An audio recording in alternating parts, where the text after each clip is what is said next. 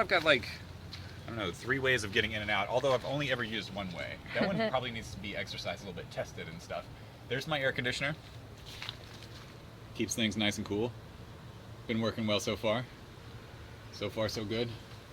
All right, let's go inside, yeah? This is a really nice paint job. Oh, yes, yes. We can thank Laurie in large part for that paint job there.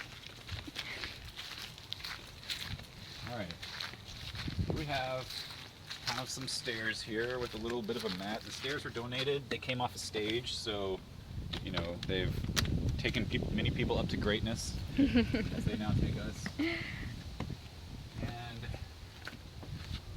come on inside. So people will be wondering about the square footage. It's about the size of my king size mattress that I had to sell before moving in here. It's about 7 1/3 by 7 2/3, so a little more than 50 square feet, I think, if my math is correct. On the downstairs, of course, there's an upstairs as well. All right, where to begin? Well, we can start with the door, I guess. Yeah, I'm not sure how to get this whole thing in a shot of any sort. Yeah, you maybe just stand as far back on the wall as you can. Yeah. But, you know, I'm keeping it, again, this is a pretty small house compared to, like, most tiny houses. Super inexpensive. I've got the receipts, I'm going through them. It's looking like it's somewhere between $1,500 and $2,000 for everything. And I didn't reclaim as much stuff as you could if you, you know, had time to do it. But I did the whole thing in less than a month, so really short time frame, moving out of my old house and into a new place for the semester. So how long have you been in here? Ooh, what is it now? October, so going on 3 months now. Yeah, I moved in around the transition to August, so August, September, moving into 3 months. Here we have stuff that's just kind of hanging on what hangs the shower curtain. This is my sink. You might have seen these things on the internet in various places. It holds a tiny propane tank over here. You screw it in, and that's where you get your hot water from. It comes out of the sink. There's an attachment for taking showers and stuff, that kind of thing. It goes in there. It's kind of designed for outdoor use because as it burns the propane. First off, propane can collect, so you have to be careful. You can smell the propane though. I don't know if it's denatured or naturally smells that way. But you keep from exploding by ventilating. That's my strategy. Also ventilating to get that carbon monoxide out when it's burning. I don't really use that much, so it doesn't burn a whole lot, but I do have a carbon monoxide detector that we'll get to just to make sure I'm not going to like carbon monoxide myself to sleep forever. Yeah, so this is the sink. This is where we wash dishes and whatnot. Wash your hands, that kind of thing. Or you can set it down there and stand in it for taking a shower. And again, the shower curtain kind of goes around here. And this is the shampoo and stuff. And it all works on this 5-gallon jug here, which I fill in the hose outside. And so you can usually take a shower in 5 gallons or wash dishes with 5 gallons. Mostly the rinsing is what takes all the water when you're doing dishes. But there's that. Here's my window. At some point I'd like to figure out a screen system. But ooh, man, it feels so good outside today. But here, there's that window, which is good when you want to like get some fresh air in here. That kind of thing. Got some crossandras there in the window box. Alright, so let's see here. Moving right along, we have the refrigerator. It's kind of a tradition to have a beer along with a tiny house tour. So, Laurie, can I interest you in one? Definitely. Alright, I'm actually going to go side to myself. Put it here. I think that's a great tradition. I think it's a fun tradition as well. Alright. Ooh, the exotic Yingling. Traditions are important. They help hold our society together. Alright, so let's see. We got some stuff ready to go in the compost bin. Some muffins we didn't get to, unfortunately. Went bad a little sooner than we were expecting. Some implements. This is one of my main sources from electricity. All the electricity in this house comes through a 100-foot heavy gauge extension cable, and it comes up through the floor down here. We'll get the chair out of the way. right here. And it runs through a gauge. Oh god, that was my carbon monoxide detector. It temporarily became unplugged. And it will let you know if that happens. But there is a gauge here that will tell us, what's today, the 4th? I've used less than $2 of electricity, so that's nice. I mean, that doesn't count the resistance going through the electricity, the power cable that comes out here, but with the air conditioner, all the cooking implements, less than $2 so far, so that's good. Let's see here, yeah. So again, we've got all the refrigerator, the microwave, the lamp, the secondary monitor, the laptop. That's all coming off there. Let's talk about other cooking elements. I got a stove that I can bring down and set either on the microwave or on the desk. It's got 2 eyes, so that's nice. And then we have the toaster oven here on the shelf. This is one of those propane tanks that I use for the water heater. And then just various doodads, a game of Travel Battleship, some playing cards. So do you cook much in your toaster oven? I cook all the time in my toaster oven. Cookies are a specialty. I love those. We had some very delicious croissant this morning. So yeah, what did we cook in there last night? A lasagna, right. It was delicious. It was so good. There are, as you're looking at like the fact that we have one power cable that, essentially does all the electricity, there are limits on how much you can cook at one time, like pretty much one appliance at a time. And that includes the air conditioner. I usually cut off the air conditioner if I'm cutting something or cooking something. But yeah, okay, where were we here? Here we have the closet. Welcome to my closet. We're drying a towel here. We've got recycling here. If we run out of beer, there's more PBR back there. Also, a backpacker guitar is back there. It's in its case there. Yeah, that aligns pretty well with the tiny house philosophy, I think. I think so. You gotta have a tiny guitar for a tiny house. Yep. Oh, okay. So everyone's always like, "So where do you poop, Daniel?" And you can poop in a lot of different places, not wherever you like, I guess. But if you're gonna poop here, there are a couple things you need. You need a toilet.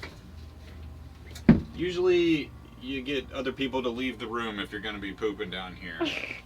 Or whatever. Go to the loft, maybe even go outside, depending on, whatever. Got toilet paper ready to go. What else do we need? You know what? We'll just go ahead and get rid of this compost in the traditional way. Set that back there. We've got sawdust that comes out of here, so whatever you do in there, cover it with sawdust. We'll do a little demonstration of that. Oh, composting. Yeah, a little bit of that. And they're right. If you do it right, it doesn't smell. So this is not something I have to worry about. I started out storing the toilet outside underneath my trap door, which I'll show you. But nowadays, I kind of just leave it inside. I might make it like a nice little box or something. But, it's not... I was worried about it being a big, hazard and really funky smelling and stuff. But it's turned out really well. It's just easier to keep it inside, so I'll probably do that. I'm just going to take a couple bowlfuls of the sawdust. As I get this from a local lumber mill, which we do have here in Tallahassee. And there's actually a lot of lumber down here. Cover that up, and that goes there. And then here, I'll show you the trapdoor. The trapdoor is also where I keep my propane. I store my propane outside whenever I'm not taking a shower. So, lift that up right there. Drop this down in a super large Tupperware. Close it on back. Store my sawdust. And then you can wash your hands. Hand sanitizer, some combination thereof, probably a good idea. Alright, so there's that. Here we have the bar over here with the booze. The dishes. Dirty clothes or dirty dishes rack here, waiting for the next round of dishes being done. Then various storage, laundry. Here's my trash can. Got to keep a tiny trash can for a tiny house. Let's see. Same thing, storage over here. Here's my infirmary, cotton swabs, band-aids. What you you're gonna need some time. Laurie's viola and music stand. Spices, right? So, oh, that's the other thing I didn't say about this house. So a lot of times you see a tiny house and there are like lots of nooks and crannies and it's all kind of integrated together, sort of, which is neat, but that takes a lot of time, a lot of money, a little bit of skill with carpentry, not that much, but some of it does. And you'll notice that everything here is largely on shelves. There are very few things that are custom built as like little nooky things in this house. There's kind of that little thing that the sink is on that I built just for this house. And there's the trapdoor, which is kind of neat. Which is, oh, by the way, I think the trapdoor is one of the ways to get in and out of the house if you want to, although I've never used it for that. Anyway, this house, since I've got such a tiny trailer, the idea is that it bolts apart. And I didn't mention this earlier. This is important. Right, it bolts apart and it goes in 2 loads. That's my plan. You could probably get this house down the road, but it's just not a heavy-duty trailer, which you need if you're going to be doing that stuff. And the construction's not heavy-duty. It's fairly lightweight construction. It's a small thing and it's pretty sturdy, but it's not super duper, I don't know, heavy. So the idea is that I use shelves and hangy things instead of building everything integrated into the walls. The walls come down. You just unbolt the walls. The roof, I tried the bolting concept. I talked about that earlier with the trying to make the roof with tar and everything, tar paper and shingles, but it's just too heavy. So the roof takes a little bit of building. But right, we're on a tour.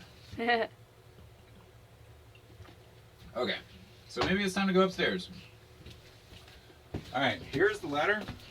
This ladder was an interesting experiment. It started out just as like us having some wood lying around, and Laurie, who was there for much of the construction, just started building it, and it's actually worked out pretty well. So if I was going to do it again, I would maybe, I think we've found that if we kind of cut off the sides so that you kind of like follow the pattern of whatever your feet are, kind of, but if you want to stand on one level, it would be good to have them going both ways. So that's just if you're building a tiny house or something in the future. All right.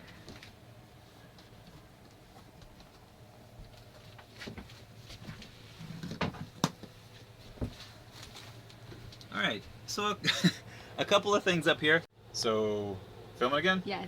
Excellent. All right. Sitting headroom up here in the loft. A couple of key features. First off, we have a baffle here that's made out of the lid to that giant Tupperware that holds the propane in the toilet underneath the desk downstairs. And I'm not sure, there's probably a better solution to this, but it helps direct the air conditioner downstairs a little bit. And it keeps the air conditioner from blowing directly on you when you're sleeping, which, I mean, some people like fans blowing on them, but I'm like the opposite of that. So there's that. There's a dehumidifier over here, a little baby dehumidifier. I think it costs like $35, $40. And it works probably better than these things. These are rechargeable dehumidifiers that you plug in, which you can use, but I think they're meant more for closets than, full rooms or tiny houses. So you want me to take the camera while you climb up here? Okay. This is the view going downstairs. There's a foot in the way. There's a foot. This is Laurie climbing the ladder. Oops, I brought my shoes with me this time. I don't know why. Kick them on off. There we go. Yep.